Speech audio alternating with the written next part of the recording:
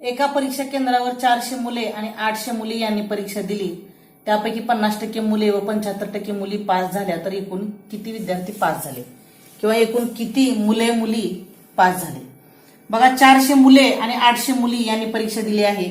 400 पैकी 50% मुले ही पास झालेले आहेत आणि 800 मुलींपैकी 75% मुली पास झालेल्या आहेत. बघा, आता आपण 100 पैकी 50 तर 400 पैकी किती पास झाले हे आपण काढू. तिरकस गुणाकार करूया. 400 गुणुले 50 भागिले 100. बघा, 50 एक 50, 50 दुणे 100, बे एक बे, बे दुणे 4, शून्याचा भाग बसला, शून्याचा भाग बसला, म्हणजे 200 मुले पास झाली. आता इथं बघा, 100 पैकी 75 तर 800 पैकी किती हे काढायचं आहे. तिरकस गुणाकार करूया. 800 गुणुले 75 भागिले 100. बघा, 100 मध्ये 2 शून्य गेले, 800 मध्ये 2 शून्य गेले. आता 8 ने 75 ला गुणल्यानंतर 600 येते. बघा, म्हणजे 600 मुली पास झाल्या.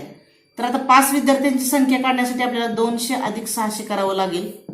200 अधिक 600 बरोबर 800 विद्यार्थी, म्हणजेच 800 मुली पास झाले, म्हणून पर्याय बी 800 हे उत्तर येते.